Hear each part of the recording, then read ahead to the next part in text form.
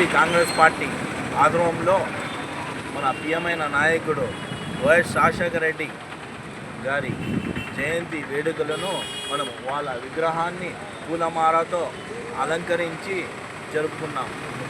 మా వైఎస్ షర్మిలారెడ్డి గారి ఆదేశం మేరకు ఎంహెచ్ ఇనాయతుల్లా గారి ఆదేశాల మేరకు కదిరి హరిస్వామి గారి ఆదేశం మేరకు ఈరోజు విగ్రహాన్ని పూలహారంతో అలంకరించి మా వైఎస్ ప్రియమైన నాయకుడు వైఎస్ రాజశేఖర రెడ్డి గారి విగ్రహాన్ని అలంకరించి జరుపుకున్నాం. అదేవిధంగా మనము చెప్పుకొచ్చేది ఏమంటే కాంగ్రెస్ పార్టీ ఆ రోజు వేరి కోరి ఎంచుకున్నారు మా వైఎస్ రాజశేఖర రెడ్డి గారు. అదేవిధంగా జనాలు కూడా తెలుసుకోవాలి కాంగ్రెస్ పార్టీ ఎటువంటిది, కాంగ్రెస్ పార్టీతో మనం ముందుకు సాగగలం అని.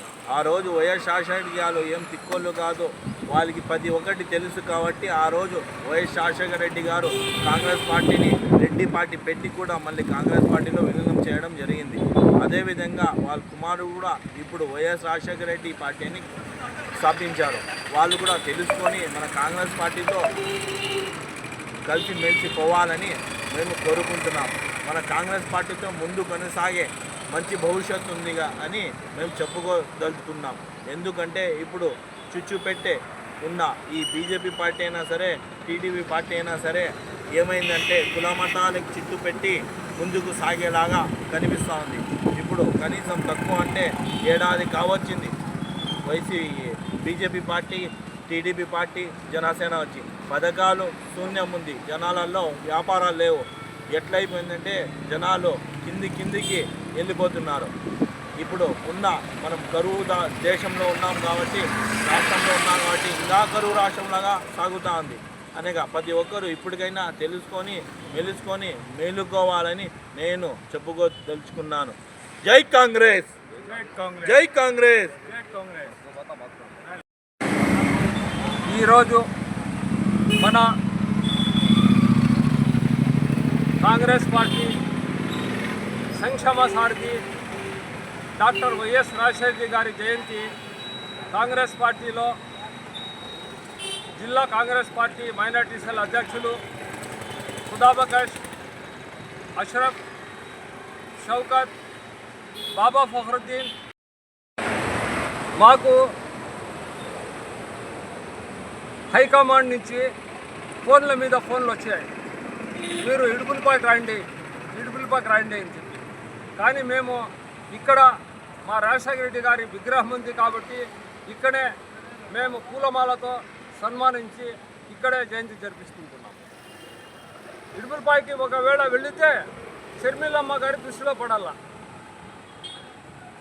లేకపోతే వైఎస్ జగన్మోహన్ రెడ్డి గారి దృష్టిలో పడాలా. మేము అట్లా లేదు, వాళ్ళ దృష్టిలో పడలేదు. వాళ్ళ దృష్టిలో పడతాము అవసరం ఉన్నప్పుడు. కానీ మాకు ముఖ్యం వచ్చిందే రాజశేఖర రెడ్డి గారు ముఖ్యం. ఒకప్పుడు రాజశేఖర రెడ్డి గారు రెడ్డి కాంగ్రెస్లో ఉండేవారు, ఆవుదూడ పార్టీలో ఉండేవారు. దాంట్లో నుంచి ఒక డాక్టర్ కనీసం రూపాయి తీసుకొని ఫీజు డాక్టర్ చేసేవారు. డాక్టర్ కాబట్టి మన ఇందిరాగాంధీ గారు అప్పుడు కాంగ్రెస్ పార్టీలో పిలుచుకొని రాజశేఖర రెడ్డి గారికి ప్రతిపక్షంలో కాంగ్రెస్ పార్టీలో పిసిసి అధ్యక్ష పదవి కట్టబెట్టింది. దాని తర్వాత కొన్ని ఏళ్ళు ఎంతోమంది ముఖ్యమంత్రులు ఉన్నారు. కాంగ్రెస్ పార్టీలో ఏ సంక్షేమం జరిగినా కూడా కాంగ్రెస్ పార్టీని జరిపించాల. అదేవిధంగా రాజశేఖర రెడ్డి గారు కూడా సంక్షేమ పథకాలు జరిపించారు. ముఖ్యంగా ఆయన ముఖ్యమంత్రిగా ప్రమాణస్కారం చేసిన వెంటనే రైతులకి ఉచిత విద్యుత్ సౌకర్యం కల్పించిందే జన్నత్ హుసేన్ ద్వారా ఒక రాజశేఖర రెడ్డి గారే అనుకుంటారు. రెండవది వచ్చిందే రైతులకి రైతు భరోసా. అదేవిధంగా మైనార్టీలకు 4% రిజర్వేషన్ ఎవరు కల్పించింది? కాంగ్రెస్ పార్టీనే.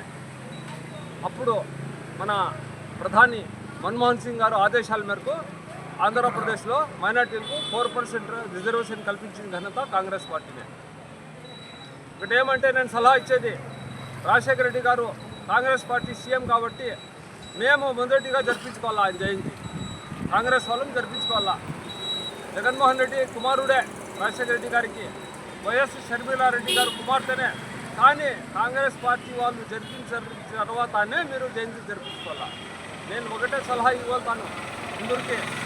ఈ మధ్య బీజేపీ టీడీపీ వచ్చినప్పటి నుంచి ఏ సంక్షేమ పథకాలు లేవు. ఒకవేళ ఇంతో సంక్షేమ పథకాలు పెట్టారంటే జగన్మోహన్ రెడ్డి గారు పెట్టారు అని చెప్పి చాలామంది అనుకుంటున్నారు. ఆ అనుకునే వాళ్ళకి నేను సలహా ఇస్తాను, ఒకటే సలహా ఇస్తాను. ఆ సలహా ఏమిటంటే జగన్మోహన్ రెడ్డి గారు సంక్షేమ పథకాలు ప్రవేశపెట్టారే, అది మన రాజశేఖర రెడ్డి గారి కడుపులో పుట్టారు కాబట్టే, కాంగ్రెస్ పార్టీ సలహాలు తీసుకున్నా కాబట్టే ఈ సంక్షేమ పథకాలు పెట్టారు. లేకుంటే మీరు స్వయంగా అయ్యిందే మీ చేత కూడా అయ్యేది కాదని చెప్పి నేను మనవి చేసుకుంటున్నాను.